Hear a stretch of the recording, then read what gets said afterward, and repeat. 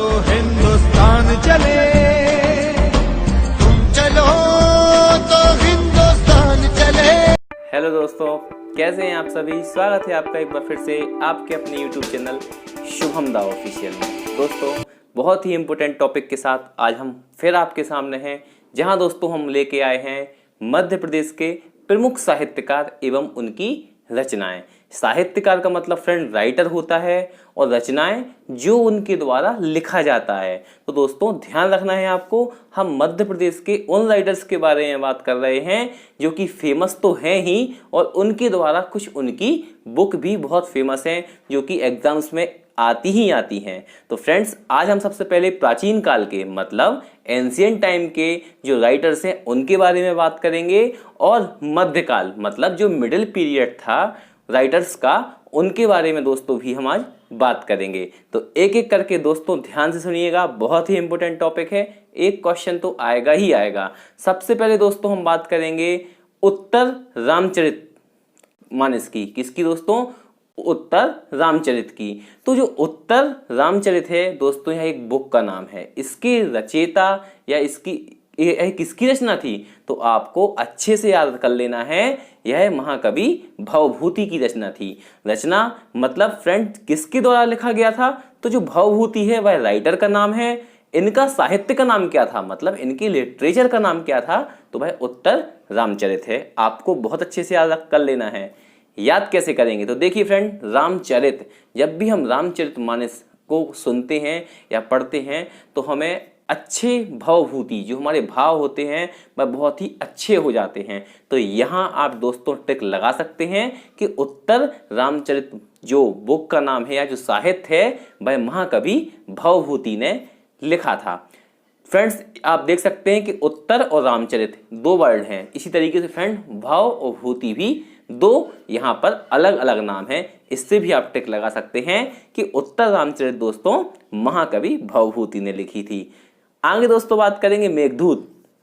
तो मेघदूत के रचयिता दोस्तों कौन थे? महाकवि कालिदास। बहुत लोग जानते होंगे, जो नहीं जानते हैं वो अच्छे से सुन सकते हैं कि जो मेघदूत है भाई किसके द्वारा लिखा गया था?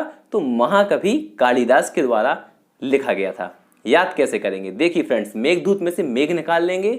मेघ का मतलब बादल होता है, जबकि महाकवि कालिदास तो बादल कैसे होते हैं? काले होते हैं। तो यहाँ दोस्तों आपको बहुत अच्छे से याद हो जाएगा कि जो मेघदूत है वह महाकवि कालिदास की रचना है। फ्रेंड्स, बहुत ही इंपॉर्टेंट क्वेश्चन है। मोस्टली एग्जाम्स में इस तरीके के क्वेश्चंस आते हैं कि मेघदूत किसकी रचना थी, तो आपको कंफ्यूज नहीं होना है। अगर क्वेश्चन आता है कि मेघदूत किसकी रचना थी तो इसका आंसर आपको महाकवि कालिदास लगा देना है। आगे बात करेंगे फ्रेंड 10 कुमार चरित्र की। तो फ्रेंड जो 10 कुमार चरित्र यह एक साहित्य का नाम है।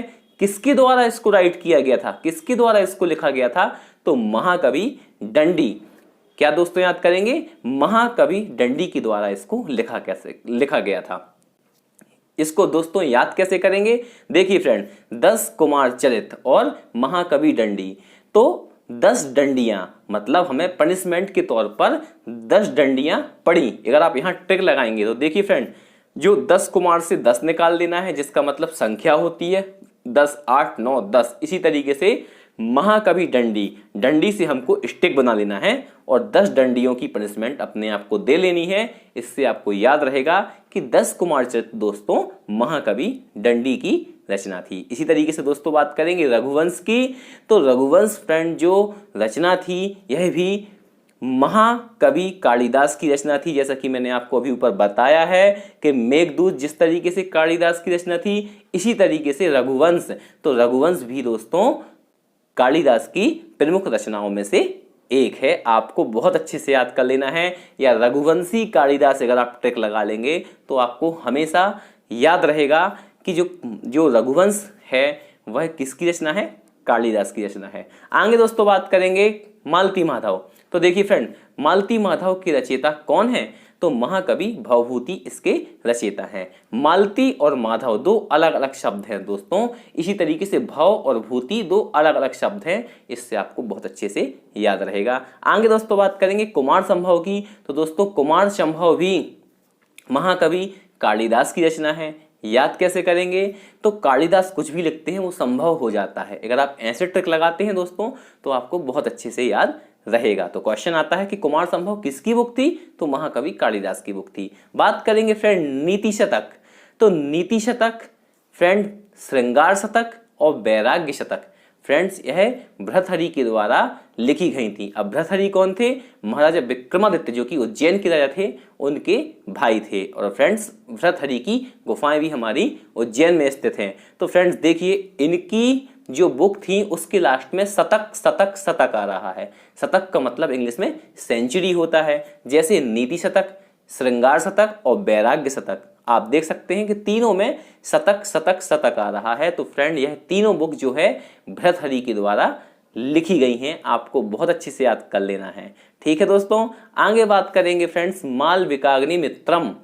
फ्रेंड यह भी कालिदास की प्रमुख रचनाओं में से एक है। हम दोस्तों आपको बता दें कि हम मध्य प्रदेश के प्रमुख साहित्यकार मतलब जो राइटर हैं उनके बारे में बात कर रहे हैं और उनके द्वारा कौन सी बुक लिखी गई हैं जो कि फेमस है उनके बारे में बात कर रहे हैं। तो फ्रेंड मालविकाग्नि मित्रम कालिदास की रचना है। आगे दोस्तों बात करेंगे कादम्बरी की। तो फ्रेंड कादम्बरी और हर्षचरित्र फ्रेंड ये दो अलग अलग दो बुक्स हैं और इनको बाणभट्ट के द्वारा लिखा गया है। बाणभट्ट भी फ्रेंड्स बहुत ही अच्छे लेवल के जो राइटर में से एक मध्य प्रदेश के माने जाते हैं। मध्य प्रदेश के ही नहीं दोस्तों, भारत के महान कवियों में से इनका नाम आता है। तो कादम्बरी और बाणभट्ट, तो फ्रेंड्स किसने लिखा है इसको? कादम्बरी को बाणभट्ट ने लिखा है। इसी तरीके से हर्षचरित्र भी बाणभट्ट ने लिखा हुआ है, आपको बहुत अच्छे से याद कर लेना है। तो फ्रेंड्स यह थे हमारे मध्य प्रदेश के प्राचीन काल के साहित्यकार और उनकी रचनाएं, मतलब जो मध्य प्रदेश की जो फेमस लिटरेचर थे इनको किसके द्वारा लिखा गया है। फ्रेंड्स अभी हमने एंशिएंट टाइम के राइटर्स की बात की है। अब दोस्तों हम बात करेंगे मध्यकाल की, मतलब जो मिडिल पीरियड रहा है या जो मिडिल टाइम रहा है मध्य प्रदेश में। तो मिडिल टाइम में फ्रेंड्स ऐसे लिटरेचर या ऐसे राइटर जो कि फेमस रहे हैं, तो दोस्तों हम इनको भी एक एक करके देखेंगे। सबसे पहले दोस्तों यहाँ बात करेंगे बिहारी सस्सई, जो कि एक बुक का नाम है। क्या? बिहारी सस्सई। तो जैसा कि फ्रेंड्स बिहारी सस्सई, इसके रचयिता कौन है? महाकवि बिहारी। जैसा कि आप बुक के नाम में ही देख रहे हैं कि बिहारी आ रहा है, इसी तरीके से फ्रेंड्स जो राइटर का नाम है वह भी महाकवि बिहारी है।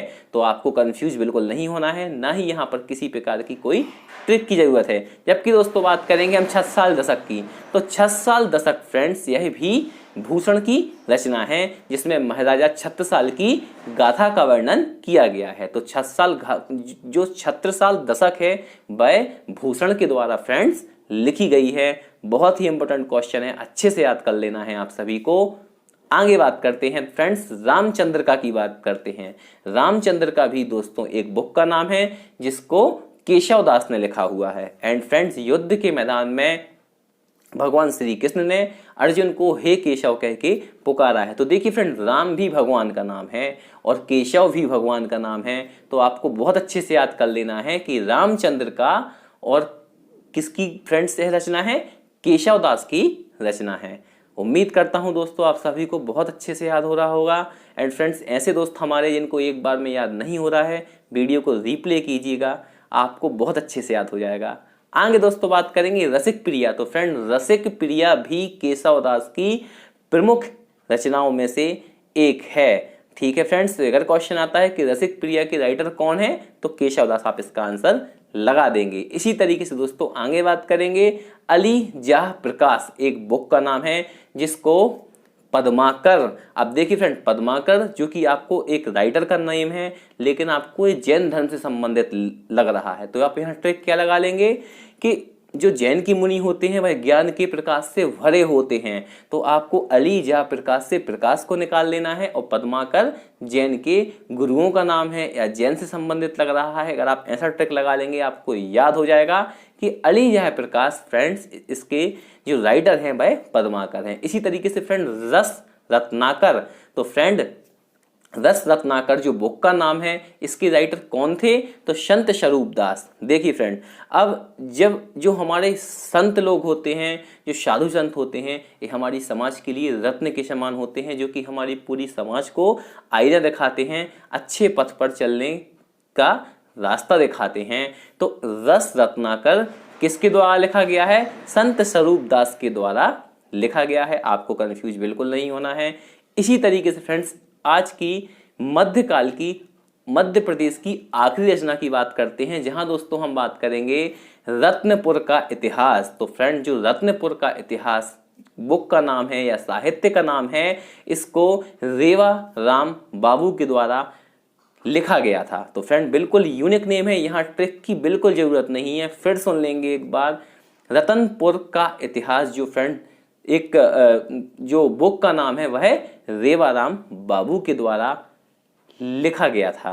तो फ्रेंड्स, उम्मीद है आप सभी को बहुत अच्छे से याद हुआ होगा। यह मध्य प्रदेश के प्रमुख साहित्यकार जो कि प्राचीन काल और मध्यकाल से संबंधित थे फ्रेंड, हमने उनको कंप्लीट किया है। इसका जो नेक्स्ट वीडियो है वो हम आपको दूसरे वीडियो में हम आपको इसके बारे में बताएंगे।